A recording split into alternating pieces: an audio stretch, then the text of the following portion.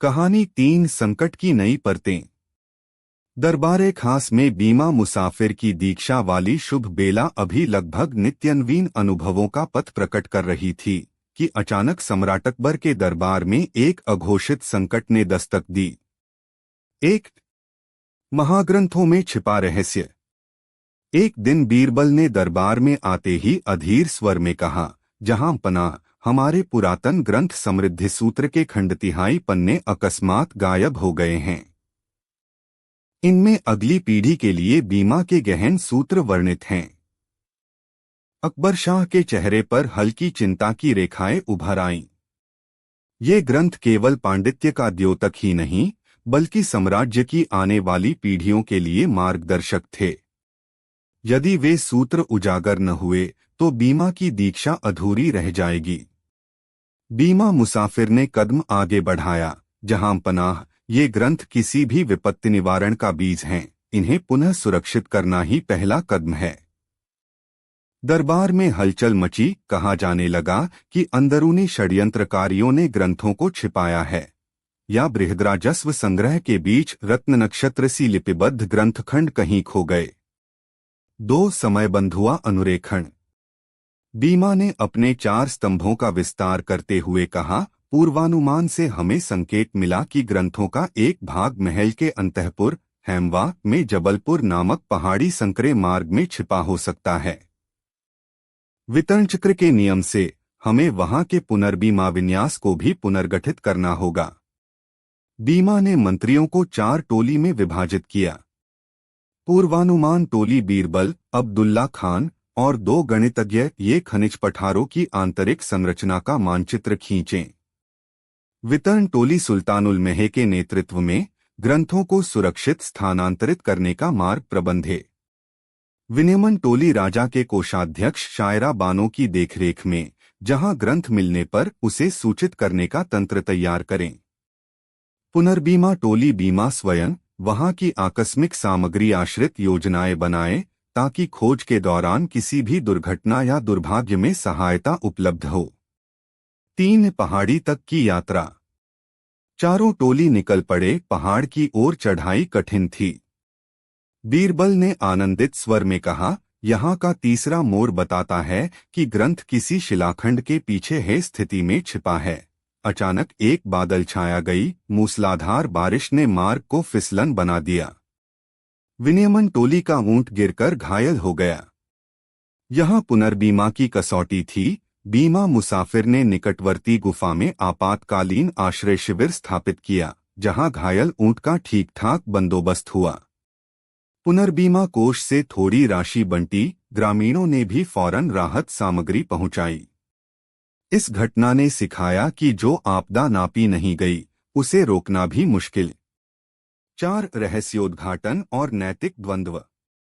अगले दिन सुबह पूर्वानुमान टोली ने संदिग्ध स्थल पर खुदाई शुरू की और पाया दूधिया प्रकाश में चमकता एक तांबे का डिब्बा, जिस पर लिखा था, यथा पूर्वानुमान यथा पुनर्बीमा, परंतु यदि मनुष्य स्वार्थी हो जाए तो बीमा भी व्यर्थ है। डिब्बे में धीरे से फटका हुआ पन्नों का गुच्छा था, किंतु वह अधूरा। बाकी खंड कहीं गायब था। इस बीच विनियमन टोली को सूचना मिली कि कोषाध्यक्ष शायरा बानो ने स्वयं ही एक प्रतिलिपि अपने खजाने में रख ली है, ताकि बीमा संकल्प के साथ साथ साम्राज्य की निजी शक्ति भी बनी रहे। यहां बीमा मुसाफिर परीक्षा के अनंत तल पर पहुंचा। क्या बीमा केवल नियमों का संग्रह है, या उसमें ईमानदारी, पारदर्शिता और नैतिकता भी उतनी ही अहम है? 5 पुनर्बीमा का परायण। अकबर शाह ने दरबार बुलाया। बानो, तुमने क्यों छिपाया ग्रंथ? शायरा बोली, जहां पनाह, मैं चाहती थी कि ये सूत्र केवल मेरे हाथ में हो, जिससे संकट आने पर राज्य पर मेरा नियंत्रण न रहे। बीमा मुसाफिर ने शांति से कहा, शायरा बानो, बीमा का तात्पर्य है विश्वास का बीमा। यदि विश्वास छूट जाए तो पॉलिसियां अर्थहीन और व्यवस्था केवल कागजी हो जाती है। अकबर शाह ने आदेश दिया कि ग्रंथों की समस्त प्रतियां सार्वजनिक ग्रंथालयों में रखी जाएं और बीमा मुसाफिर द्वारा निरीक्षित विश्वास रक्षा परिषद बनाई जाए, जिसमें शायरा बानो, बीरबल और बीमा स्वयं सदस्य हों। 6 अगले अध्याय की झलक। ग्रंथ पुनः दरबार पहुंचे, लेकिन उनका अंतिम खंड अब भी अधूरा प्रतीत होता था। रात के अंधेरे में एक अज्ञात पत्रिका में लिखा, जब विश्वास बीमा फैलाएगा तब इकलौता प्रकाश पागल, धन्य और मुक्त होगा। अकबर शाह ने गंभीरता से कहा, हमारे साम्राज्य में अब एक नई परीक्षा आने वाली है, जब विश्वास ही संकट में हो। बीरबल ने अपने चुटीले अंदाज में जोड़ा, अब तो मुसाफिर को जीवन के अंतिम रहस्य तक पहुंचना है। और इसी प्रकार खुली रह गई बीमा मुसाफिर की गाथा का अगला रहस्य, जहां न केवल आपदा का बल्कि विश्वास का बीमा परीक्षित होगा। इति कहानी 1 बीमा मुसाफिर का आगमन। दरबारे खास की खूबसूरती पर सुबह की पहली सुनहरी धूप पड़ रही थी। महल के विशाल द्वारों पर फौलादी किले की तरह कसावट थी, लेकिन अंदर कदम रखते ही सब कुछ फूलों सी नाजुकता और रंगों की कोमलता में बदल जाता। रत्नों की झिलमिलाहट, रेशमी पर्दों की लहराते आहट और शानो शौकत की महक। आज महल के दरबार में कुछ अलग था। दरबार की मेजों पर पगे हमारे भी ताम्रपत्रों पर यूं ही सुनहरे अक्षर नहीं लिखे जाते, हर शिलालेख की अपनी कहानी होती है। बीरबल जैसे ही अकबर शाह के पास पहुंचा तो देखा कि आज कोई अनजान मुसाफिर दरबार में आया था। 1 मुसाफिर का परिचय। अकबर ने मुसाफिर की ओर दृष्टि डाली। उसकी आंखों में शांति और अनुभव की छाया थी। वह कोई साधारण राहगीर नहीं। मुसाफिर के वस्त्र साधारण किंतु साफ सुथरे, हाथ में एक अटूट बांधनिरा पोशाक थी। नाम था बीमा। उसका कहना था कि वह दूरदेश से आया, जहां लोग जीवन को बीमित करने के गुर सीखते हैं, जीवन के अनिश्चित पक्षों को जगना सिखाते हैं। अकबर शाह ने पूछा, बीमा, ये बीमा क्या चीज है और तुम क्यों आए हमारे दरबार में? बीमा मुस्करा और बोला, जहां पनाह, आपके दरबार में सत्य की परख होती है और बीमा अर्थात जीवन का बीमित स्वरूप यही सीखना चाहता हूं। मैं जीवन के अनिश्चित पहलुओं, सुख दुख, आचानकीन विपत्तियों के सही प्रबंधन का विज्ञान सिखाता हूं। 2 दरबार की उत्सुकता। दरबार में मौजूद मंत्रियों, आम लोगों, शेरबाजारियों ने सवालों की बौछार कर दी। कुछ पूछा, अगर बीमा आप ही सीखते हो तो क्या खुद की जिंदगी बीमित नहीं? बीमा ने हंसकर जवाब दिया, जहां पनाह, हम सभी अपनी जिंदगी बीमित करते हैं, लेकिन अक्सर बिना वितरण नियमों की समझ के। मैं वो कायदेबदिकदेम सिद्धांत और रहस्य लाया हूं, जिनसे जीवन की अनपेक्षित विभीषिकाएं विनीत, सुगम और निश्चिंत हो जाती हैं। बीमा ने 4 स्तंभ बताए। 1 पूर्वानुमान, प्रेडिक्शन, भवितव्यों का स्वभाव जो आंकड़ों से परे दर्शनशास्त्र तक फैला है। 2 वितरण, डिस्ट्रीब्यूशन, विपत्तियों का मापन, जहां पनाह, जैसे बाढ़ आती है वैसे ही अक्सर सुख भी उठान के साथ आता है। 3 विनियमन, रेगुलेशन, संसाधनों का विन्यास, कैसे आप अपने खजाने में से कुछ धन, कुछ विश्वास और कुछ सत्ता को बीमा के पॉलिसी में बांधें। 4 निश्चित पुनर्बीमा, रीइंश्योरेंस, जहां आचानकीन विपत्तियां एक जगह भारी पड़े वहां पुनर्बीमा के सिद्धांत से विभाजित किया जाए। 3 अकबर का परीक्षण। अकबर ने बीमा से परीक्षा लेने को कहा, अगर कल हमारे साम्राज्य में अकस्मात सूखा पड़े या बाढ़ आए तो कैसे काम आएगी तुम्हारी पॉलिसी? बीमा ने कागज कलम से दिशानिर्देश लिखे, आपका खजाना निम्न भागों में विभाजित हो। 40% आपदा कोष में, 30% जनहित में, 20% व्यापारिक पुनर्बीमा में, 10% आकस्मिक राहत निधि में, और संकट आने पर यह चक्र अनवरत चलता रहेगा। मंत्री खुश हुए सहज, लेकिन बीरबल ने फुसफुसाया, परसों ही दरबार में एक भूचाल आए तो? बीमा ने मुस्कुराकर कहा, बहुत अच्छा प्रश्न। भूचाल को मापने के लिए अलग से एरोजन इंडेक्स तैयार करना होगा और उसके अनुसार पुनर्बीमा का हिस्सा, उदाहरण के लिए 5% भूमिस्तर पर खर्च करना होगा। 4 समाज में परिवर्तन। बीमा का पाठ पढ़ने के बाद अकबर शाह ने पूरे साम्राज्य में बीमा के घटकों को अपनाने का आदेश दिया। किसान, व्यापारी और नागरिक सबने हिस्सा लाभ का और जोखिम का समझा।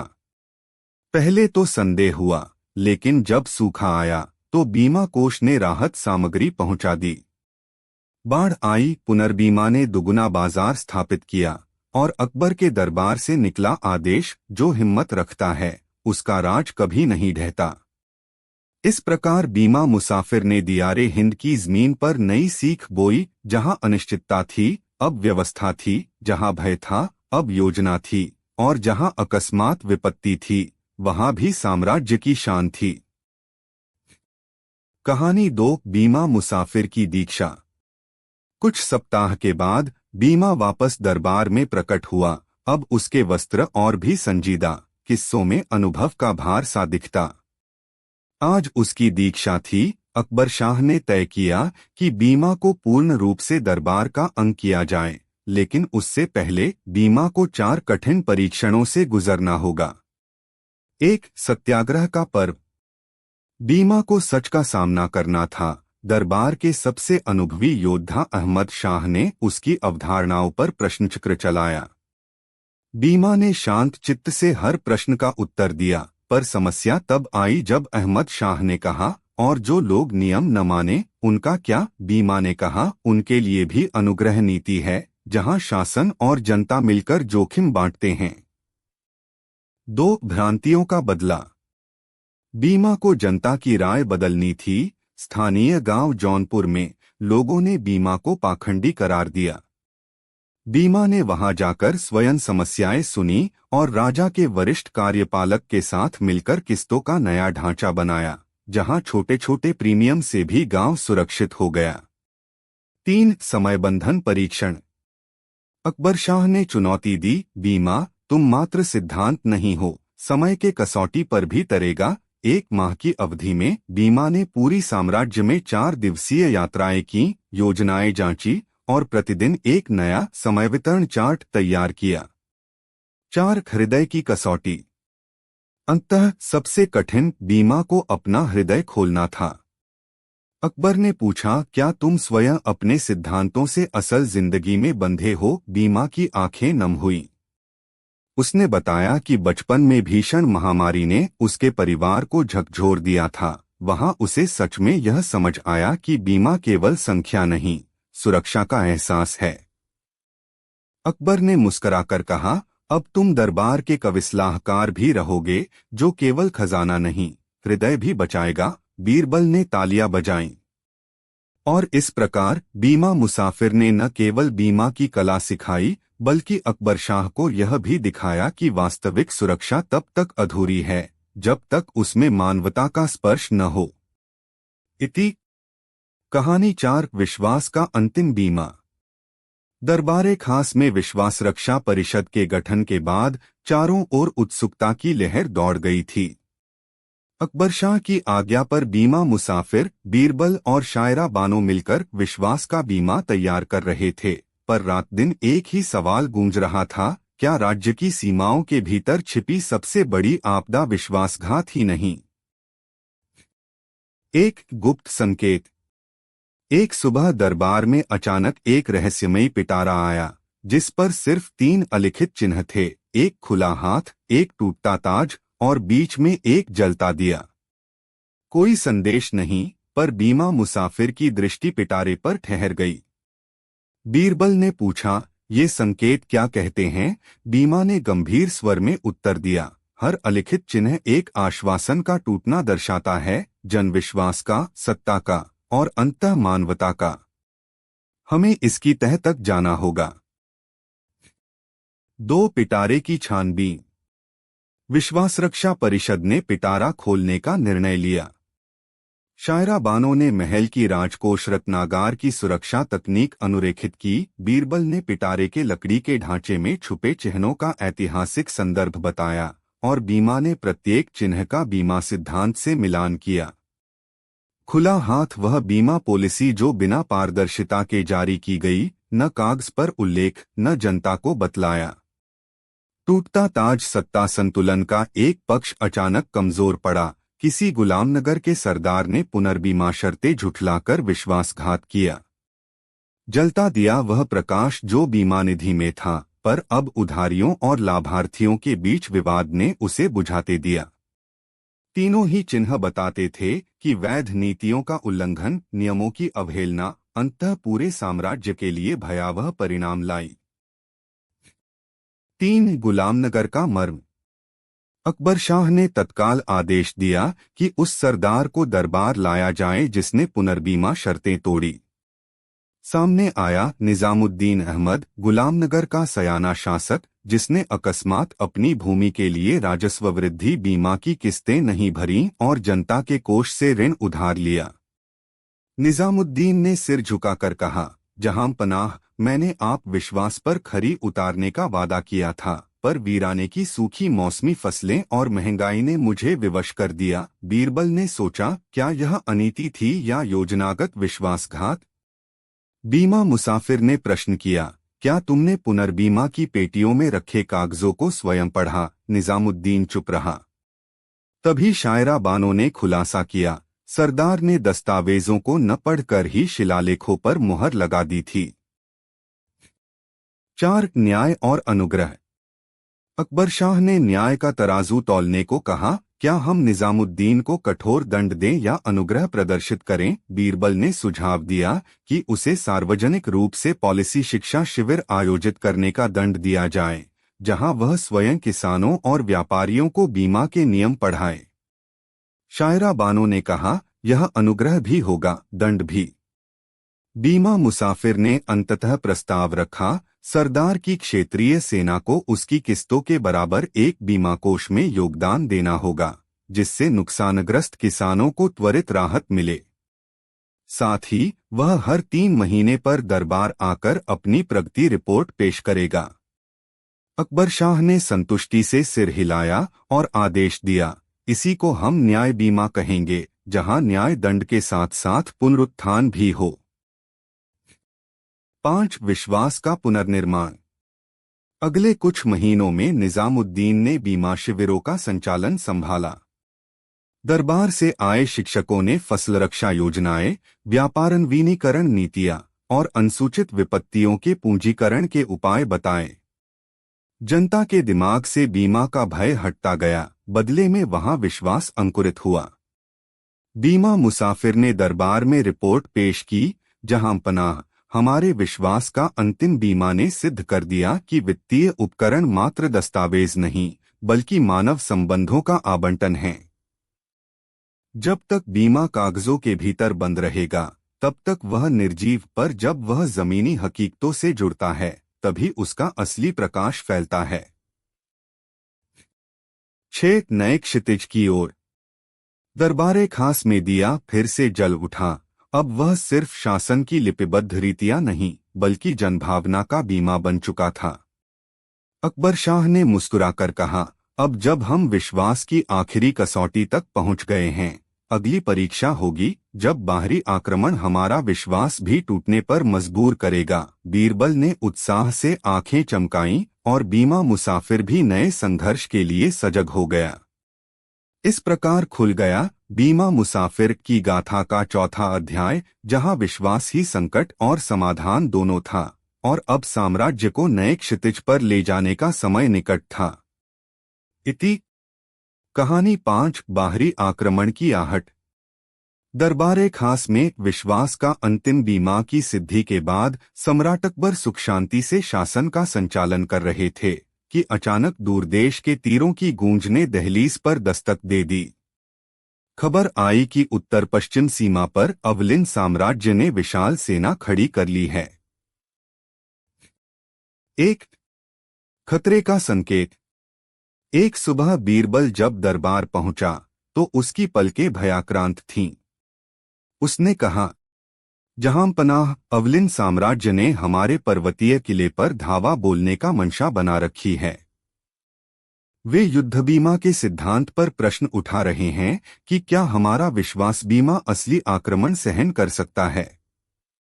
अकबर शाह ने गंभीर होकर सुना और तुरंत बैठकों की श्रृंखला आरंभ की। दो विदेशी गठबंधन। बीमा मुसाफिर ने जानकारी दी। अवलिन के शासक ने आसपास के छोटे छोटे रियासतों को बीमा पॉलिसी बांटकर उनसे वफादारी का वचन लिया। यदि हमलावर सफल रहा तो वे इन राजाओं के माध्यम से हमारी अवसाद नीतियां पलट देंगे।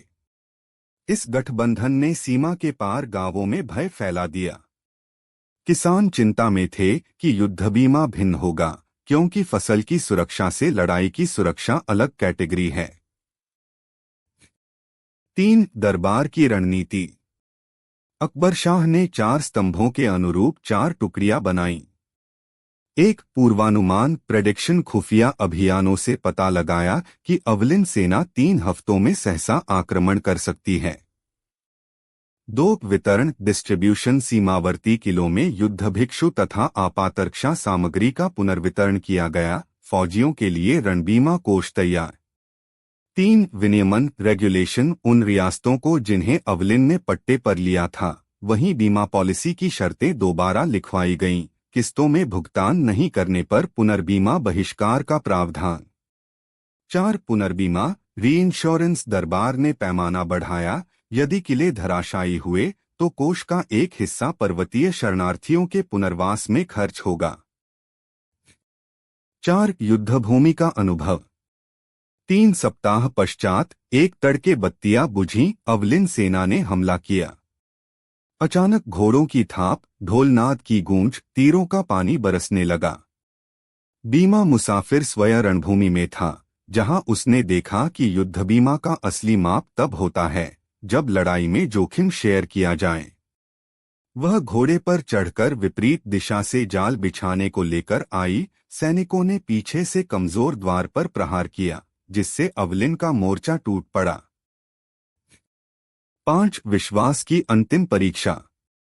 युद्ध समाप्त हुआ, किले अटल रहे, पर सबसे बड़ी परीक्षा तब आई जब अवलिन सेना के कुछ दल सैनिकों ने भीतर अपील की, हमें भी बीमा पॉलिसी में शामिल कर लो, हम तो आपके ही समान मनुष्य हैं।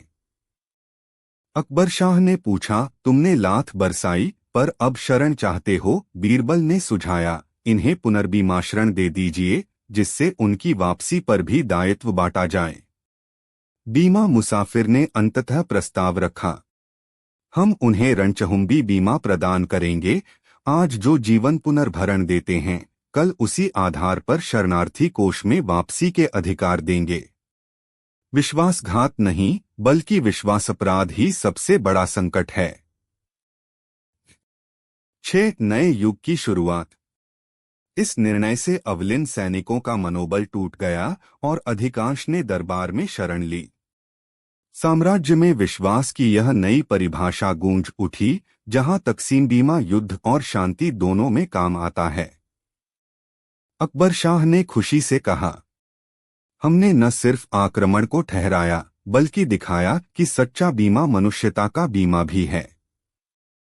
बीरबल ने हंसते हुए थपथपाया, अब जब बाहरी आघात सहन हो गया, अगला अध्याय होगा आत्मभेद का बीमा, जब अंतर्मन ही हमारे विश्वास को चुनौती दे।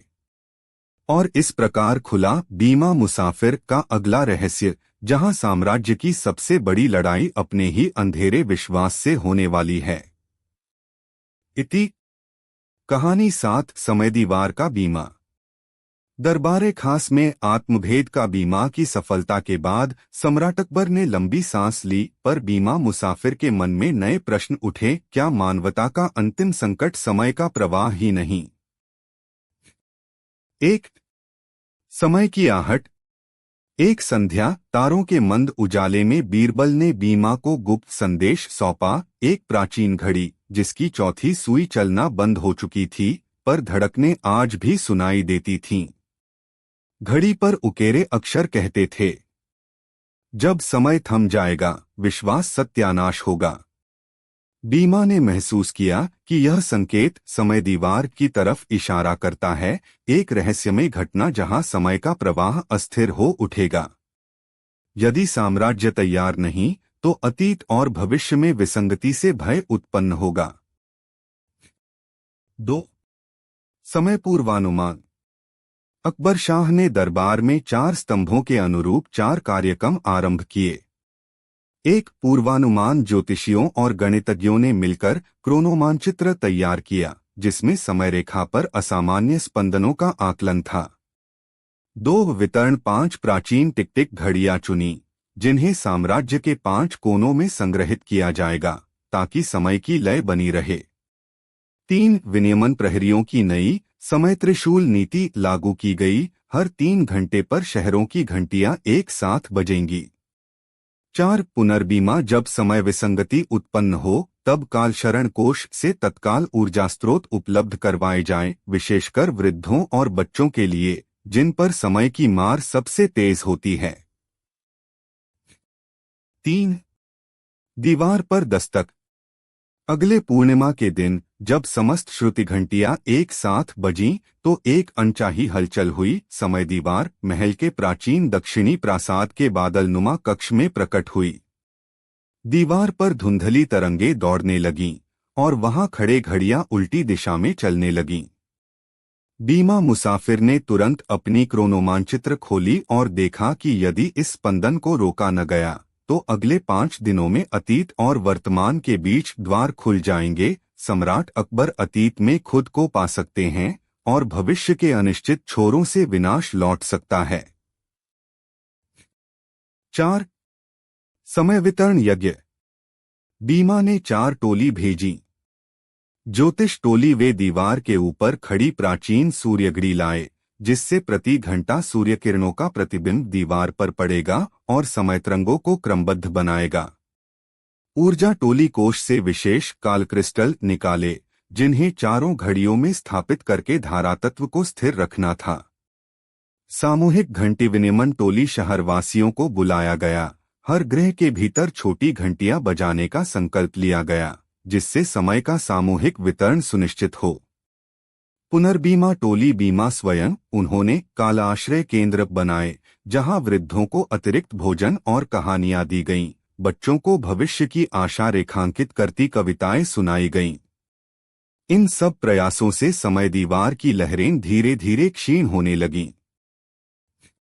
5, नैतिक द्वंद्व, समय दीवार के निस्तारण के बीच एक सवाल उठा, क्या हम समय को पूरी तरह नियंत्रित कर सकते हैं या उसे खुला छोड़ना चाहिए? कुछ मंत्री चाहते थे कि भविष्य की सूचनाएं इकट्ठा कर सबकी योजनाएं सुदृढ़ हों, जबकि बीरबल ने चेतावनी दी कि समय की जांच एड़ी चोटी का ज़ब्ती संसाधन है, जो मानवता की स्वायत्तता को बाधित कर सकता है। अकबर शाह ने निर्णय लिया, समय दीवार को स्थिर रखा जाए, पर पूर्ण नियंत्रण न किया जाए। हमें प्रत्येक नागरिक को अपने समय का बीमा करने का अधिकार देना चाहिए, जहां समय स्वामित्व और समयाश्रय दोनों मिलकर संतुलन बनाएं।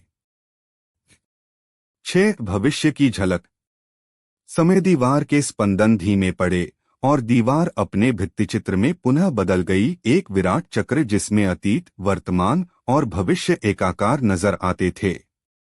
बीमा मुसाफिर ने मंत्रणा के बाद प्रस्ताव रखा, आगे जब भी कोई समयालौकिक घटना हो, हम क्रोनोआश्रय मेला आयोजित करेंगे, जहां प्रत्येक नागरिक अपनी समय भरोसा पॉलिसी चुन सकेगा। अकबर शाह ने मुस्कुराकर कहा, अब जब समय का बीमा भी हो गया, तो अगली परीक्षा होगी जब स्थान अपनी एक अपरिचित चुनौती लेकर आएगा। बीरबल ने आंख मटकाई और कहा, अब हमें भौगोलिक बीमा का पाठ पढ़ना पड़ेगा, जब धरती की सीमाएं और दिशाएं हमारे विश्वास को कसौटी पर रखेंगी। और इस प्रकार खुला बीमा मुसाफिर का 7वां अध्याय, जहां समय की दीवार को काबू करने के बाद अब साम्राज्य को स्थान की अज्ञात पगडंडी पर चलना था। इति कहानी 6, आत्मभेद का बीमा। विश्वास रक्षा परिषद की बैठक में अभी रणचहुंबी बीमा की सफल क्रियावली का उत्सव जारी था कि अचानक बीमा मुसाफिर के ध्यान में आया, अंदरूनी दरारें, वे अनदेखी भय जो कलेजे की दीवारों के भीतर दबे हैं, वे बीमा के सबसे खतरनाक शत्रु हैं। इसी परिदृश्य के आधार पर नए अध्याय की शुरुआत होती है, जब साम्राज्य की लड़ाई बाहरी नहीं बल्कि अपने ही अंधेरों के साथ होगी। 1, मनोभेद की आहट। एक देर रात बीरबल दरबार से लौटते समय अचानक रुक गया। उसने कहा, बीमा, मैंने देखा कि शायरा बानो रात भर अपनी अलमारी में छुपी एक पुरानी पिटरा निकालकर बार बार खोलती रही। क्या यह कोई भविष्यवाणी थी? बीमा मुसाफिर ने सावधानी से पूछा, क्या उसने उस पिटरे में कुछ रखा या निकाला? बीरबल ने उत्तर दिया, नहीं, पर उसके चेहरे पर चिंता की लकीर थी। ऐसा लगा मानो कोई पुरानी गलती उसके विश्वास पर पानी फेर रही हो। 2. आत्मनिरीक्षण की पहल। अगली सुबह अकबर शाह ने परिषद बुलाकर घोषणा की, अब हमें आत्मभेद का बीमा विकसित करना है, जिसमें हमारा समाज अपने भीतर छिपी कमजोरियों, भय, अविश्वास को सुरक्षित रूप से संभाल सके। बीमा मुसाफिर ने 4 स्तंभ फिर से गढ़े। 1. स्वयं जागरूकता, सेल्फ अवेयरनेस। प्रत्येक अधिकारी, आम नागरिक और सीमा सैनिक तक अनिवार्य भावनात्मक बीमा के सत्र। 2. सामूहिक विनियमन, कलेक्टिव रेगुलेशन, जहां व्यक्तिगत दुश्चिंताओं को साझा मंच पर लाकर समाधान निकाला जाए।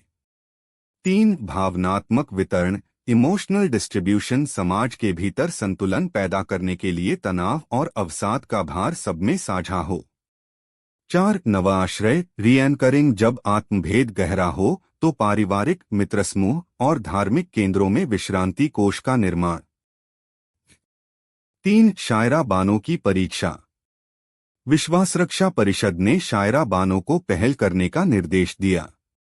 शायरा, जो पहले कौशल बीमा और न्याय बीमा की संरक्षक थीं, आज आत्मनिरीक्षण में डूबी। उसने महसूस किया कि पिछले वर्षों में राजकोष में अपनी शक्ति बढ़ाने के चक्कर में उसने कुछ सहयोगियों के प्रति अविश्वास पैदा कर दिया। शायरा बानो ने पहला स्वयं जागरूकता सत्र आयोजित किया। दरबार के सभी सदस्य, बीमा, बीरबल, मंत्री, सैनिक मंच पर बैठे और प्रत्येक को अपनी एक कमजोरी बतानी थी। जब बारी आई शायरा की, तो उसने शर्मसार स्वर में कहा, मैंने कभी कभी संदेह के कारण अपने जीवन साथी को दरबार से दूर कर दिया, अपनी सभी योजनाएं अकेले बनाई और अविश्वास के कारण मित्रों की मदद ठुकराई। आखिर में उसने जोड़ा, यह मेरा आत्मभेद है जिसे मैं बीमा के तंत्र में लाना चाहती हूं। 4. सामूहिक भावनात्मक विनियमन। बीमा मुसाफिर ने विवाह की ऊंची श्रृंखलाओं का बखान करते हुए समझाया कि विश्वासघात एवं आत्मभेद से बचने के लिए सीधी बातचीत और पारदर्शिता को बीमा पॉलिसी में शामिल करना होगा। परिषद ने निर्णय लिया कि हर महीने भावनात्मक विनियमन गोष्ठी रखी जाए, जहां विवादास्पद मुद्दों को खुले तौर पर परखा जाए। पहली गोष्ठी में किसान प्रतिनिधियों ने कहा कि सूखे के डर ने उन्हें बाजार बीमा किस्तें न भरने पर मजबूर किया। व्यापारी बोले कि युद्ध के जोखिम पूर्ति ने उन्हें कठोर शर्तें लगाने के लिए बाध्य किया। सैनिकों ने साझा किया कि जब तक उनका मनित्र विश्वास न हो, रणशुभ चिन्ह अधूरा है। इन चर्चाओं ने दरबार में एक साझा गंभीरता और द्रव्यमान पैदा किया, जहां व्यक्तिगत विभ्रमों को सामूहिक रूप से मापा गया। 5. भावनात्मक वितरण के प्रयोग। शिक्षकों ने भावनात्मक मापक उपकरण प्रस्तुत किया, एक साधारण कागजी मंडल जिसमें लोग अपनी वर्तमान स्थिति, दुख, भय, संशय, आशा अंकित करते। फिर वे एक एक करके बताएं कि उनका भार कितना है। परिषद ने निर्णय लिया कि अधिकतम अंक वाले व्यक्तियों के लिए विश्रांति कोष से सलाहकार भेजे जाएं, ताकि उनका बोझ बांटा जा सके। इस प्रयोग ने दिखाया कि भावनात्मक संकट भी विभाज्यता का विषय है और इसे बांटने के बाद हर व्यक्ति को हल्का अनुभव हुआ। 6. नव आश्रय का सृजन। विश्वास रक्षा परिषद ने अंततः 3 स्तरों का विश्रांति कोष बनाया। पारिवारिक कोष, जहां पारिवारिक सलाह मंडल बैठकर निजी मतभेदों का निवारण करेगा। समुदाय कोष, गांव शहर के सामूहिक गोष्ठी केंद्र, जहां आपसी अविश्वास सुलझेगा। राजसी कोष, जब पारिवारिक या सामुदायिक समाधान न हो तब दरबारीय विशेष सलाहकार भेजे जाएंगे। शायरा बानो ने पहले पारिवारिक कोष का परीक्षण किया उसने अपने जीवनी कागजों में बीते 15 वर्षों का लेखा-जोखा साझा किया, जिससे सभासदों ने महसूस किया कि परिवर्तन का बीज स्वयं में भी छुपा होता है। 7. सफलता और अंतर्दृष्टि। कुछ महीनों के अनवरत प्रयासों के बाद साम्राज्य ने महसूस किया कि बाहरी आक्रमण, प्राकृतिक आपदाएं, वित्तीय संकट ये सभी आपात रूप से हल हो जाते हैं, लेकिन आत्मिक अविश्वास को सामूहिक बीमा के बिना दूर नहीं किया जा सकता। अकबर शाह ने दरबार में घोषणा की, हमने बाहरी आघात, विश्वासघात और युद्ध को सहा, पर असली विजय तब मिली जब हमने अपने ही मन की बेईमानी पर बीमा कर दिया। बीमा मुसाफिर ने मुस्कुराकर कहा, जहां पनाह, अब तक के हमारे इतिहास में आत्मभेद का बीमा ही सबसे महान बीमा सिद्धांत है, क्योंकि यह हमें हमारे अंधेरे को उजाले में बदलने की क्षमता देता है। बीरबल ने थपकी देते हुए जोड़ा, और अगली परीक्षा तब आएगी जब साम्राज्य की सीमाएं नहीं, वरन समय की दीवार ही हमारे विश्वास को चुनौती देगी। इस प्रकार खुला बीमा मुसाफिर का 6ठा अध्याय, जहां आत्मिक बीमा ही असली सुरक्षा का आधार सिद्ध हुआ। इति कहानी 6, आत्मभेद का बीमा। विश्वास रक्षा परिषद की बैठक में अभी रणचहुंबी बीमा की सफल क्रियावली का उत्सव जारी था कि अचानक बीमा मुसाफिर के ध्यान में आया, अंदरूनी दरारें, वे अनदेखी भय जो कलेजे की दीवारों के भीतर दबे हैं, वे बीमा के सबसे खतरनाक शत्रु हैं। इसी परिदृश्य के आधार पर नए अध्याय की शुरुआत होती है, जब साम्राज्य की लड़ाई बाहरी नहीं बल्कि अपने ही अंधेरों के साथ होगी। 1. मनोभेद की आहट। एक देर रात बीरबल दरबार से लौटते समय अचानक रुक गया। उसने कहा, बीमा, मैंने देखा कि शायरा बानो रात भर अपनी अलमारी में छुपी एक पुरानी पिटरा निकालकर बार बार खोलती रही। क्या यह कोई भविष्यवाणी थी? बीमा मुसाफिर ने सावधानी से पूछा, क्या उसने उस पिटरे में कुछ रखा या निकाला? बीरबल ने उत्तर दिया, नहीं, पर उसके चेहरे पर चिंता की लकीर थी, ऐसा लगा मानो कोई पुरानी गलती उसके विश्वास पर पानी फेर रही हो। 2. आत्मनिरीक्षण की पहल। अगली सुबह अकबर शाह ने परिषद बुलाकर घोषणा की, अब हमें आत्मभेद का बीमा विकसित करना है, जिसमें हमारा समाज अपने भीतर छिपी कमजोरियों, भय, अविश्वास को सुरक्षित रूप से संभाल सके। बीमा मुसाफिर ने 4 स्तंभ फिर से गढ़े। 1. स्वयं जागरूकता, सेल्फ अवेयरनेस, प्रत्येक अधिकारी, आम नागरिक और सीमा सैनिक तक अनिवार्य भावनात्मक बीमा के सत्र। 2. सामूहिक विनियमन, कलेक्टिव रेगुलेशन, जहां व्यक्तिगत दुश्चिंताओं को साझा मंच पर लाकर समाधान निकाला जाए। 3. भावनात्मक वितरण, इमोशनल डिस्ट्रीब्यूशन, समाज के भीतर संतुलन पैदा करने के लिए तनाव और अवसाद का भार सब में साझा हो। 4. नवाश्रय, रीएंकरिंग, जब आत्मभेद गहरा हो तो पारिवारिक, मित्र समूह और धार्मिक केंद्रों में विश्रांति कोष का निर्माण। 3. शायरा बानो की परीक्षा। विश्वास रक्षा परिषद ने शायरा बानो को पहल करने का निर्देश दिया। शायरा, जो पहले कौशल बीमा और न्याय बीमा की संरक्षक थीं, आज आत्मनिरीक्षण में डूबी। उसने महसूस किया कि पिछले वर्षों में राजकोष में अपनी शक्ति बढ़ाने के चक्कर में उसने कुछ सहयोगियों के प्रति अविश्वास पैदा कर दिया। शायरा बानो ने पहला स्वयं जागरूकता सत्र आयोजित किया। दरबार के सभी सदस्य, बीमा, बीरबल, मंत्री, सैनिक मंच पर बैठे और प्रत्येक को अपनी एक कमजोरी बतानी थी।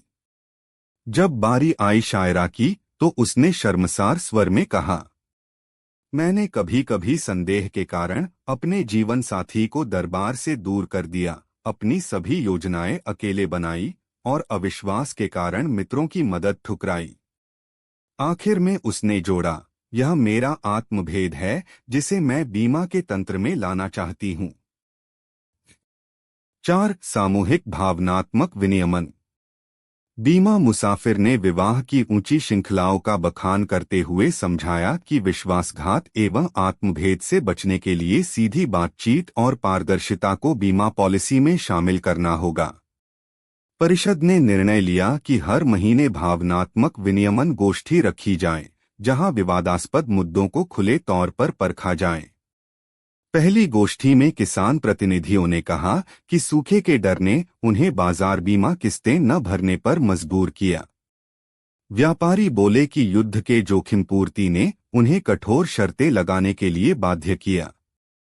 सैनिकों ने साझा किया कि जब तक उनका मनित्र विश्वास न हो, रणशुभ चिन्ह अधूरा है। इन चर्चाओं ने दरबार में एक साझा गंभीरता और द्रव्यमान पैदा किया, जहां व्यक्तिगत विभ्रमों को सामूहिक रूप से मापा गया। 5. भावनात्मक वितरण के प्रयोग। शिक्षकों ने भावनात्मक मापक उपकरण प्रस्तुत किया, एक साधारण कागजी मंडल जिसमें लोग अपनी वर्तमान स्थिति, दुख, भय, संशय, आशा अंकित करते। फिर वे एक एक करके बताएं कि उनका भार कितना है।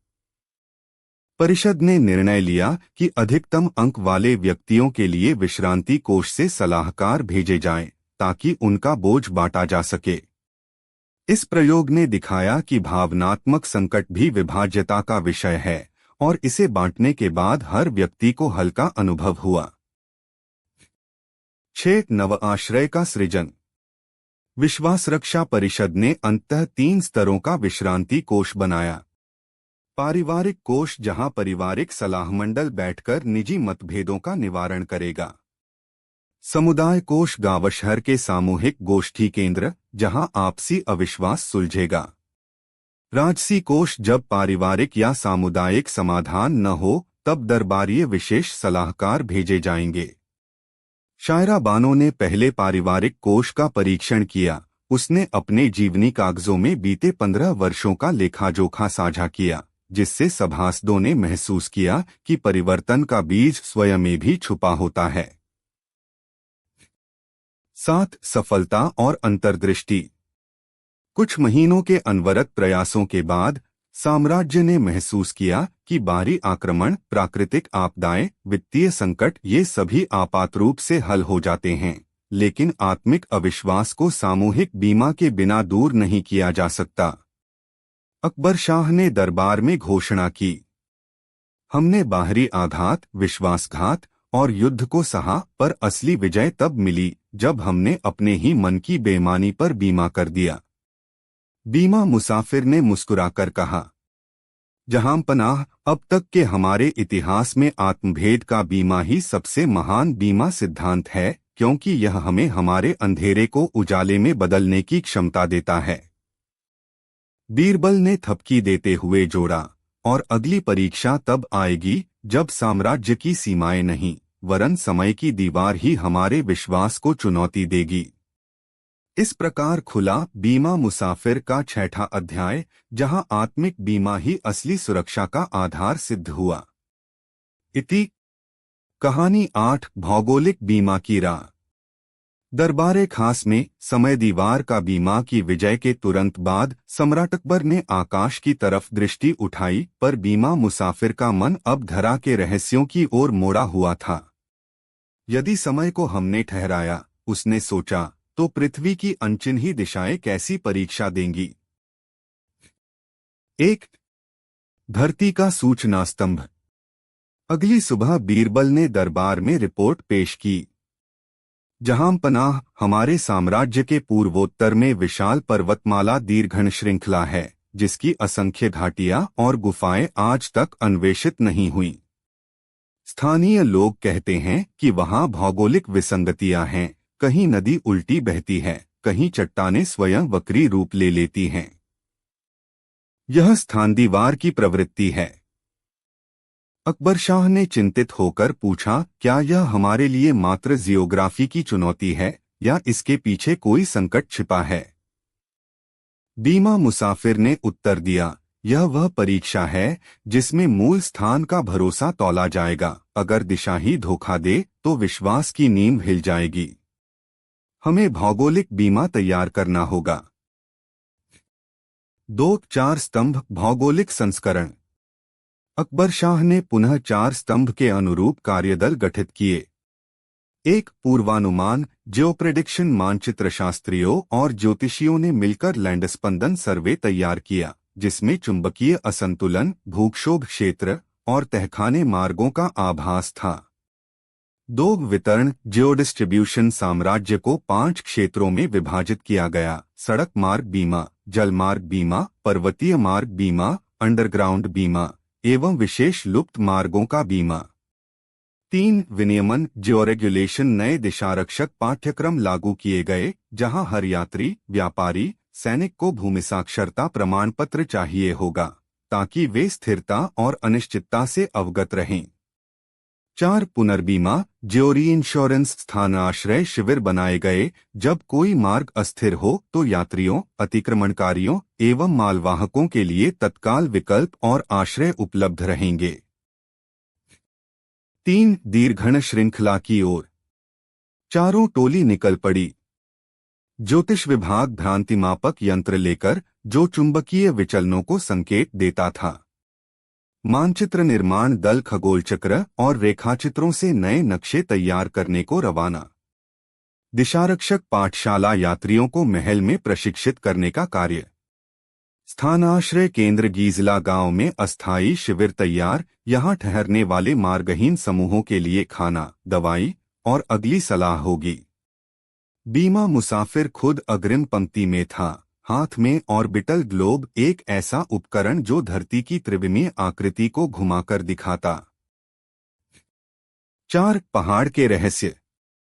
पहाड़ के मध्य में मानचित्र शास्त्री आंचल ने चेताया, यहाँ चुंबकीय क्षेत्र उल्टा हो रहा है, हमें यहाँ से सीधे नहीं जाना चाहिए। अचानक दिसंबर हवा तेजी से चलती हुई फिसलन पैदा करने लगी। दिशासूचक बंद हो गए। दल पथभ्रष्ट हो गया। यहाँ वितरण बीमा की कसौटी आई। बीमा मुसाफिर ने पुनर्बीमा मार्ग योजना लागू की। आसपास के आदिवासी मार्गदर्शकों को दिशा विशेष बीमा देकर रवाना किया गया और उन्होंने जटिल चट्टानी गलियारों से मार्ग निकाला। 5 नैतिक द्वंद्व दिशा का अधिकार। जब दल सुरक्षित गुलशन क्रीक पहुंचा तो सामने बड़ी दरार थी। यह वह स्थान दीवार थी जो सीधे खाई में लिपटी चट्टानों से बनी। दरार पार करके बेचारे यात्री थिक को घोड़े नहीं ले जा सकते थे। बीरबल ने प्रस्ताव रखा, हम पुल बना दें, मार्ग को स्थिर करें। पर बीमा मुसाफिर ने रुककर कहा, क्या हम प्राकृतिक मार्गों को जबरदस्ती नहीं बदल रहे? हमें स्थानस्वामित्व और स्थानाश्रय में संतुलन बिठाना होगा। कुछ मंत्री पुल निर्माण पर अड़ गए, जबकि यात्री आगे बढ़ना चाहते थे। अकबर शाह ने मध्यस्थता की, हम प्राकृतिक प्रवाह में हस्तक्षेप नहीं करेंगे, पर रास्ता अविचलित भी रखना है। 6 समाधान प्राकृतिक साधन। बीमा मुसाफिर ने विसंलग्न रोपवे का सुझाव दिया। चट्टानों की दीवारों पर लकड़ी और लताएं पीली बनाई जाएं, जिन पर लोग सुरक्षित चढ़ सकें। साथ ही दरार के नीचे एक फेरी तंत्र लगाया गया, जहां विशाल त्वचा की नावें चट्टानों के बीच बजरी में दौड़ें। इस समाधान ने दिखाया कि भौगोलिक बीमा का अर्थ है प्राकृतिक संतुलन के साथ मानव सुरक्षा। 7 साम्राज्य का विस्तार। जब दल वापस दरबार पहुंचा तो बीमा मुसाफिर ने रिपोर्ट पेश की, जहां पनाह हमने न केवल मार्ग स्थिर किए बल्कि स्थान चेतना जगाई। अब साम्राज्य के प्रत्येक नागरिक के पास भूबीमा प्रमाण पत्र होगा, जिसमें उसके आवागमन के अधिकार, आश्रय विकल्प और मार्ग की चुनौतियां दर्ज होंगी। अकबर शाह ने गर्व से कहा, अब हमारा साम्राज्य न केवल समय का बल्कि स्थान का भी बीमा कर चुका है।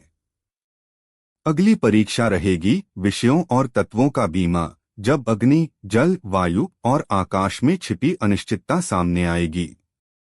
बीरबल ने ठट्ठा उड़ाया, फिर तो हमें 4 तत्वों का बीमा भी बनाना होगा: आग बीमा, जल बीमा, वायु बीमा और आकाश बीमा। अब देखना अग्नि से कैसे निपटते हैं। और इस प्रकार खुला बीमा मुसाफिर का 8वां अध्याय, जहां स्थान के रहस्यों पर विजय के बाद अब साम्राज्य को प्राकृतिक तत्वों की कसौटी पर परखा जाना था। इति कहानी 9 4 तत्वों का बीमा। जब धरा की दिशाएं हमने पार कर लीं, सम्राट अकबर ने 10 दरबारियों को इशारा किया, अब हमें इन 4 मूलभूत तत्वों अग्नि, जल, वायु और आकाश की अप्रत्याशित विभीषिकाओं का सामना करना होगा। बीमा मुसाफिर ने सिर हिलाकर उत्तर दिया, जहां पनाह, यह तत्व बीमा का समय है। 1 4 स्तंभ तत्व संस्करण। अकबर शाह ने पुनः 4 स्तंभों के अनुरूप विशेष कार्यदल नियुक्त किए। 1 पूर्वानुमान एलिमेंटल प्रेडिक्शन। अग्नि के लिए ज्वालामुखीय चार्ट और तापोतार के मानचित्र तैयार। जल के लिए नदियों और समुद्र की लहर तंत्रिका आकलन। वायु के लिए तूफान पथ और वायुमंडलीय दबाव सर्वे। आकाश के लिए सूक्ष्म ब्रह्मांडीय उथल पुथल और खगोलीय छाया सूचियां। 2 वितरण एलिमेंटल डिस्ट्रीब्यूशन। अग्नि पॉलिसी नगरों में अग्निशमन कोष एवं अग्निरोध गड्ढों का निर्माण। जल पॉलिसी बांध, नावराहत दल एवं वर्षाजल संचयन केंद्र। वायु पॉलिसी तूफान शरणालय, हवामापक यंत्र और चेतावनी सीटी। आकाश पॉलिसी खगोलीय संकट निधि, छाया संकेत महल और ग्रह श्रृंखला निगरानी। 3 विनियमन एलिमेंटल रेगुलेशन। प्रत्येक नगर में तत्व नियामक परिषद बनेगी जो चेतावनी पर अलर्ट घोषणाएं करेगी। टुकड़ों को स्थानीय परंपराओं में समाहित करना, कोई वायुशरण तो स्थानीय पवित्र वृक्ष, कोई जल राहत तो तटवर्ती मंदिर। 4 पुनर्बीमा एलिमेंटल री इंश्योरेंस। जब एक तत्व बचाव में असफल हो तो दूसरे 3 तत्वों की सहायता से सामूहिक पुनर्निर्माण कोष सक्रिय होगा। लोक सहायता के लिए सार्वभौमिक तत्व कोष, जहां अज्ञात आपदा में किसी भी तत्व का भार सहन किया जा सके। 2 अग्नि की झलक। पहला प्रयोग हुआ उत्तरी पर्वतमाला में अप्रत्याशित ज्वालामुखीय कंपन। आग की लपटें आसमान में बढ़ने लगीं। बीमा मुसाफिर ने अग्नि पॉलिसी लागू की। तात्कालिक आगशमन दल भेजे गए। अग्निरोध गड्ढे, जल भरकर तापमान घटाने वाले तलछट पुल बनाए गए। धुएं के गुब्बारे उड़ाकर आसपास के नगरों को चेतावनी दी गई। ज्वालामुखीय धमाका शांत हुआ और जब गड्ढों का जल वाष्पित हुआ तो पुनर्बीमा कोष से भूमिगत नलिकाएं खुलीं, जिससे बनावट बनी रही। 3 जल का प्रलय। कुछ ही दिन बाद दक्षिण में विनाशकारी बाढ़ की चेतावनी आई। नदी का जलस्तर रिकॉर्ड ऊंचाई पर पहुंच गया। जल पॉलिसी ने काम किया। बांधों से नियंत्रित निकासी। नावदल से परिवारों का सुरक्षित निर्वाह। वर्षाजल संचयन स्थानों से अतिरिक्त जल का अतिरिक्त संचय। बाढ़ थमी और बचे हुए जल को धीरे धीरे खेतों में बांटने हेतु पुनर्बीमा कोष से सिंचाई नालियां सक्रिय हुई। 4 वायु की विद्रोहिणी चाल। एक भयंकर तूफान अचानक फैल गया। दरबार के झरोखों से तालियां और दस्ताने उड़ गए। वायु पॉलिसी लागू हुई। शहर परिधि पर तूफान शरणालय खोले गए। शहरी छतरियां और बागों के पेड़ों को स्थिर करने के लिए रस्सी बांध व्यवस्था। दूरदराज खेतों में चेतावनी सीटी बजाकर किसान सुरक्षित आश्रय में पहुंच गए। तूफान गुजरा और पुनर्बीमा द्वारा भेजी गई 20 बस्तियां पुनः हरियाली लौटाने लगीं। 5 आकाश का काला पर्दा। अंत में आकाश में ग्रहों की विचित्र सजावट और चंद्रग्रहण से समूचे साम्राज्य में अंधेरा छा गया। लोगों के मन में भय घर करने लगा कि यह कोई दैवीय प्रकोप है। आकाश पॉलिसी लागू की गई। खगोलीय संकट निधि से रात के उजाले के लिए आकाश दीप जलाए गए। छाया संकेत महलों में सेंटर खोलकर वैज्ञानिक निरीक्षण करवाया गया। ग्रह श्रृंखला निगरानी से अगले ग्रहिणी परिवर्तन की समय सारिणी जारी की गई। आकाश में फिर प्रकाश लौटा और जनता जान पाई कि यह केवल विज्ञान है, अंधेरा नहीं। 6 तत्वों का सामूहिक पुनर्बीमा। अकबर शाह ने सभा में घोषणा की। अग्नि, जल, वायु और आकाश के इस बीमा ने हमें दिखाया कि प्रकृति की विभीषिका भी विवेक से संबोधित की जा सकती है। बीमा मुसाफिर ने जोड़ा, जब एक तत्व गिरता है तो अन्य तत्वों का लाभ पुल बना सकता है। यही सामूहिक तत्व बीमा का सार है। बीरबल ने हंसकर कहा, अब जब चारों तत्वों का बीमा हो गया, अगली परीक्षा है मानव के भीतर के तत्वों का बीमा, हमारी इच्छाएं, भावनाएं और प्रेरणाएं।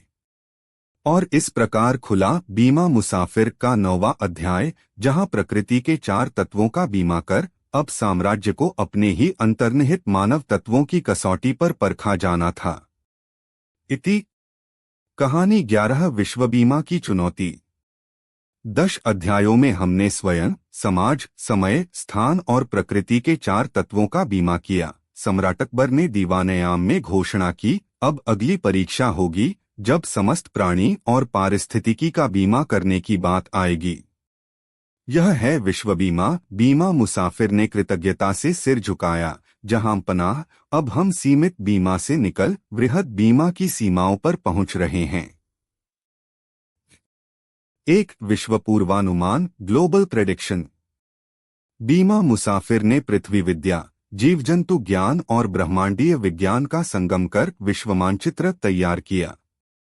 इसमें 3 आयाम रखे गए: जीव जंतु स्पंदन, वन्य जीवों की आबादी, प्रवास मार्ग और पारिस्थितिक तंत्र की नाजुक कड़ियां। पर्यावरणीय चक्र, वायुमंडल, महासागर, जलवायु परिवर्तन और प्रदूषण का गणितीय मॉडल। ब्रह्मांडीय प्रभाव, सौर विकिरण, अंतरिक्षीय कण और खगोलीय घटनाओं का पृथ्वी पर प्रभाव। पूर्वानुमान टोली ने सूचित किया कि यदि इन तीनों को ध्यान में न रखा गया तो विश्व बीमा पॉलिसी अधूरी रहेगी। 2 विश्व वितरण, ग्लोबल डिस्ट्रीब्यूशन। अकबर शाह के निर्देश पर साम्राज्य के संसाधन 2 वर्गों में बांटे गए। 1 प्राकृतिक पुनर्स्थापन, ग्रहण पश्चात वनों की पुनरुद्धार योजना, समुद्री प्रवाल भित्तियों की रक्षा निधि, जैव विविधता आश्रय क्षेत्र। 2 मानवजीव सहअस्तित्व, वनजीव पुलिसी कोष, पारिस्थितिकीय शिक्षा निधि, ग्रामीण समुदायों में सतत कृषि प्रोत्साहन। वितरण दल ने बताया कि यह विश्व बीमा तभी काम करेगा जब प्रकृति व मानवता दोनों इस निधि के लाभार्थी व योगदानकर्ता बने। 3 विश्व विनियमन, ग्लोबल रेगुलेशन। अकबर शाह ने विश्व नियामक परिषद गठित की, जिसमें शामिल थे बीमा मुसाफिर, बीरबल, प्रमुख वन रक्षक, समुद्री वीरेंद्र और खगोलीय पंडित। परिषद ने अपनाए 5 नियम: 1 सत्यापन और पारदर्शिता, सभी पारिस्थितिकीय डेटा सामूहिक सार्वजनिक अभिलेखागार में। 2 मूल्यांकन चक्र, हर 5 वर्षों में पर्यावरण स्वास्थ्य रिपोर्ट प्रकाशित। 3 आपदा आश्वासन अनुबंध, प्राकृतिक आपदाओं से प्रभावित क्षेत्रों के लिए स्वचालित राहत प्रावधान। 4 अंतर्जातीय समझौते, मानव, पशु, वनस्पति समुदायों के बीच अधिकार व दायित्व लिखित। 5 ब्रह्मांडीय अधिसूचना तंत्र, खगोलीय संकट आने पर महासागरों व वनों में चेतावनी पुंज प्रज्वलित। ये नियम विश्व बीमा पॉलिसी को कागज से जीवंत संविदा में बदल देते हैं। 4 विश्व पुनर्बीमा, ग्लोबल रीइंश्योरेंस। जब एक क्षेत्र में पारिस्थितिकीय संतुलन गिरा, जैसे बाढ़ से खेत नष्ट हुए या प्रदूषण से मछलियां मरी, तो विश्व पुनर्बीमा कोष सक्रिय होगा। आर्थिक सहायता, प्रभावित समुदायों को पुनर्वास अनुदान। प्राणी बचाव दल, लुप्तप्राय प्रजातियों के संरक्षण हेतु विशेषज्ञ मिशन। पुनर्वनीकरण निधि, औद्योगिक अपशिष्ट प्रबंधन में निवेश। खगोलीय सहायता, यदि सौर तूफान अथवा उल्कापिंड टकराने का संकट, तो प्रेरित कवच योजनाएं लागू। पुनर्बीमा समिति सुनिश्चित करेगी कि बीमा कवच सब पर समान रूप से फैला रहे। 5 नैतिक द्वंद्व, भेदभाव बनाम समावेश। विश्व बीमा की सबसे बड़ी चुनौती थी, क्या साधन वजह प्राणी समूहों में भेदभाव होगा। कुछ मंत्री चाहते थे केवल मानवता पर ध्यान, किंतु बीमा मुसाफिर ने प्रतिवाद किया। प्राणी मात्र में भेद करना, आधा विश्व बीमा ही अधूरा रखना है। हमें समस्त जीव जगत को बराबरी से शामिल करना होगा। अकबर शाह ने संतुलित निर्णय लिया। मानव संरक्षण के साथ वन्यजीव, वनस्पति, माइक्रोबियल जीवन को भी समान सुरक्षा मिलेगी। यही सच्चा विश्वसमावेशी बीमा है। 6. वैश्विक मेलजोल। विश्व नियामक परिषद ने विश्व समारोह का आयोजन किया, जहां वनों से शांत कबूतर उड़ाए गए, महासागरों से मीन पक्षी भेजे गए और आकाशगंगा की ध्वनि के चक्र बजाए गए। इस मिलजोल ने दिखाया कि जब समस्त जीवन एक पॉलिसी में बंधता है, तब भय कम, सहयोग अधिक होता है। 7. अग्नि, जल, वायु, पृथ्वी और आकाश के साथ मानवता भी एक कवच। अंत में अकबर शाह ने घोषणा की, हमने अब 6 बीमा पूरे कर लिए, स्वयं, समाज, समय, स्थान, तत्व और अब विश्व बीमा। अगली परीक्षा होगी धर्मात्मिक बीमा, जब विश्वास धाराएं अपनी असमानताएं लेकर आएंगी। बीरबल ने आंख मटकाई और कहा, इसी बीमा से आगे आध्यात्मिक बीमा का अध्याय खुलेगा, जब प्रत्येक धर्म, विश्वास और संस्कार को सुरक्षित रखना होगा। और इस प्रकार खुला बीमा मुसाफिर का 11वां अध्याय, जहां विश्व बीमा ने समस्त प्राणी व पारिस्थितिकी को एक साथ बांधा, अगली चुनौती की राह प्रशस्त करते हुए। इति। कहानी 10। आंतरिक तत्वों का बीमा। जब हमने चारों प्राकृतिक तत्वों अग्नि, जल, वायु और आकाश का बीमा कर लिया, सम्राट अकबर ने दीवान-ए-आम में कहा, अब असली परीक्षा होगी हमारे भीतर के तत्वों की इच्छाएं, भावनाएं और प्रेरणाएं। बीमा मुसाफिर ने सिर झुकाकर स्वीकार किया, जहां पनाह, अब मानवतत्व बीमा की घड़ी आ गई है। 1. भीतर के तितलियां, भावनाओं का उच्चारण।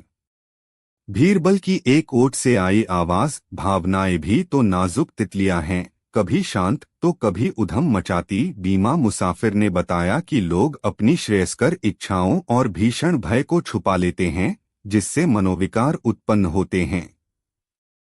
अब इन्हीं आंतरिक विभीषिकाओं का बीमा करना होगा, ताकि मानवता का अंतर्नाद सुरक्षित रहे। 2. 4 स्तंभ, मानवतत्व संस्करण। अकबर शाह ने 4 स्तंभों के अनुरूप नई टुकड़ियां गठित की। 1. पूर्वानुमान, साइकिक प्रेडिक्शन। मनोवैज्ञानिक मापदंड तैयार, भावनात्मक उतार चढ़ाव का गणितीय मानचित्र। विवेक सूचक उपकरण, जो अचानक क्रोध, प्रेम, भय के झटकों का संकेत दे। 2. वितरण, इमोशनल डिस्ट्रीब्यूशन।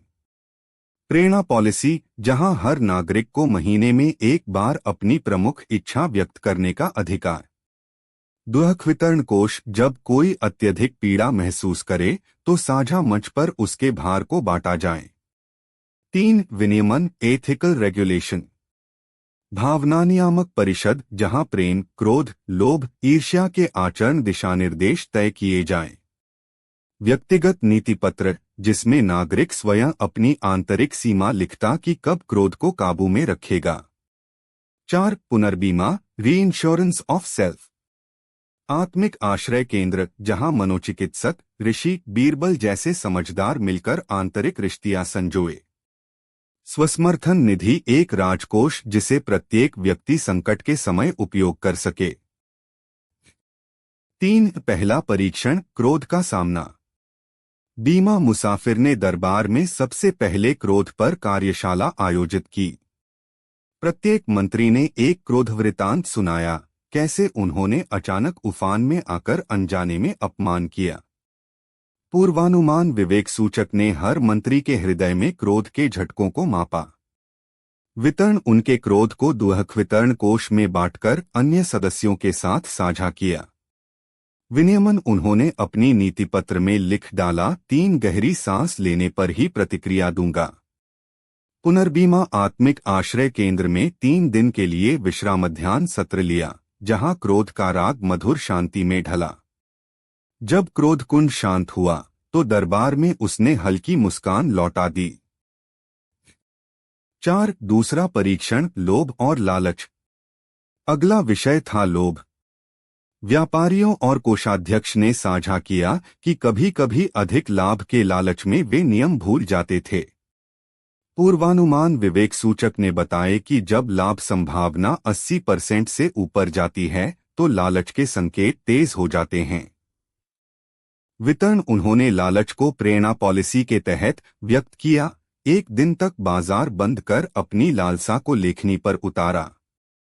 विनियमन नीति पत्र में जोड़ा, लाभ का 10% दिया कर चैरिटी में जाएगा। पुनर्बीमा स्वसमर्थन निधि से विवेक विषय निवारक सलाह ली, जिसमें उन्होंने लोगों को लालच से आगाह किया। इस प्रयोग ने दिखाया कि लोभ भी विवेक से निहित रूप से संभाला जा सकता है।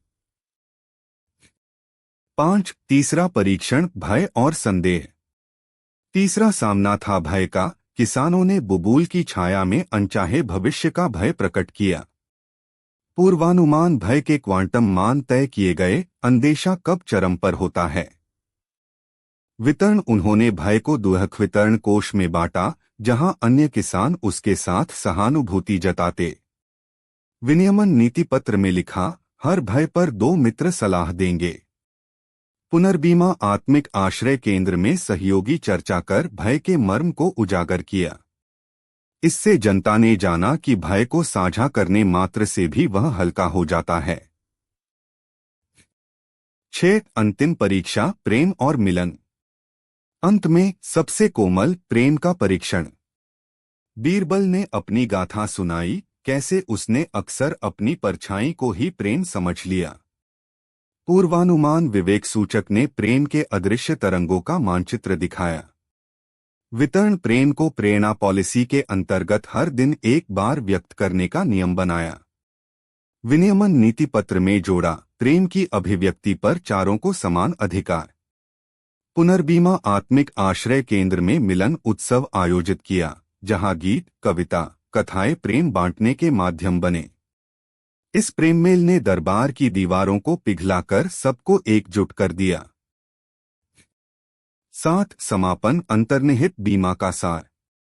अकबर शाह ने सभा में घोषणा की, जब हमने भीतर के तत्वों क्रोध, लोभ, भय और प्रेम का बीमा किया, तब हमने पाया कि मनुष्य का असली संकट उसकी अंधेरी इच्छाएं और अनकहे भाव हैं। पर वही भाव सही मार्गदर्शन में समाज का आधार बन सकते हैं। बीमा मुसाफिर ने स्मित होकर कहा, जहां पनाह मानवतत्व बीमा ने सिद्ध किया कि आत्मिक असंतुलन को बांटना, नीति निर्माण से रोकना और आत्मिक पुनर्बीमा से सजग रखना, यही असली सुरक्षा है। बीरबल ने प्रासाद की ओर चुटकी लेते हुए कहा, इतने अध्यायों के बाद अगली परीक्षा शायद विश्व बीमा, जब समस्त प्राणी और धरती स्वयं को बीमा कर लें। और इस प्रकार खुला बीमा मुसाफिर का 10वां अध्याय, जहां मानव के भीतर के तत्वों का बीमा साम्राज्य को नई ऊंचाइयों पर ले गया। इति। बहुत अच्छा। अब 6ठा भाग पेश है। शीर्षक है कहानी 6, बीरबल की अंतिम परीक्षा। भूमिका। पहले 5 दावतों ने स्वाद, विवेक, मौन, कल्पना और परमानंद के सबक दिए। अब सम्राट अकबर ने 6ठी दावत में बीरबल को आमंत्रित किया, पर यह दावत किसी एक विषय की नहीं, बल्कि अंतिम परीक्षा की थी, जो बुद्धि, धैर्य और चरित्र की परख करती।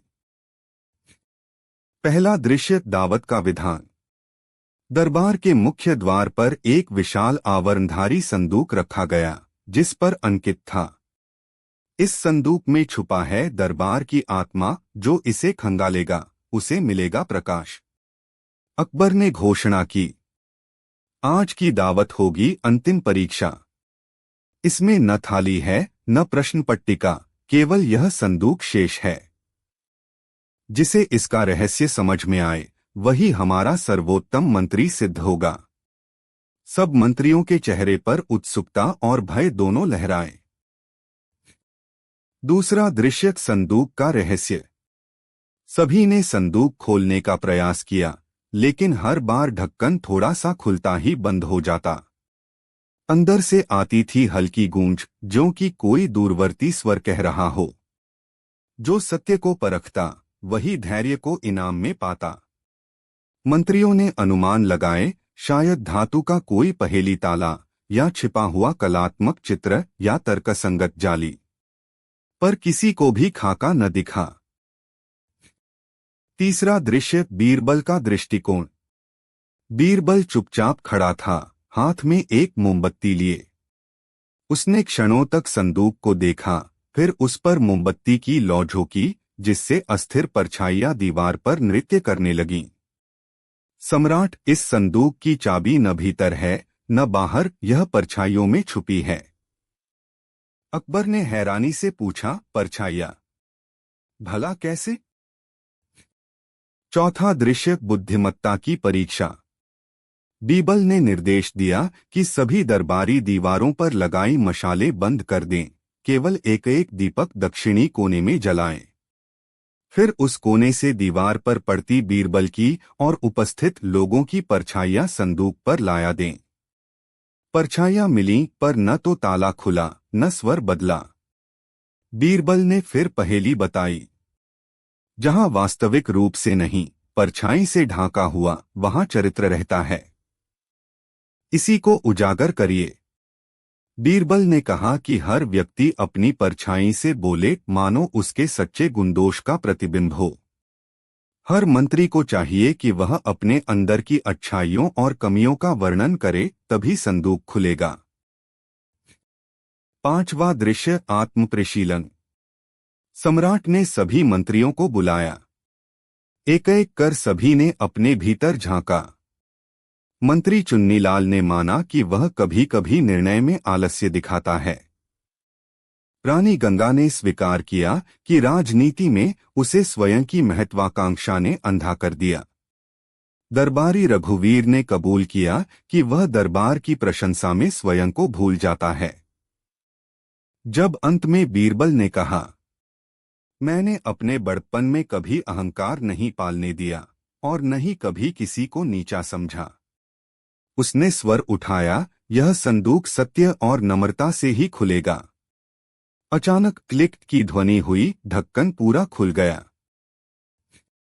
निष्कर्ष, अंदर मिली थी एक सरोवर की कंचन कुंडली, जिसमें लिखा था, दरबार की आत्मा ही उसकी ईमानदारी, उसकी क्षमाशीलता, उसकी नम्रता और सत्यनिष्ठा है।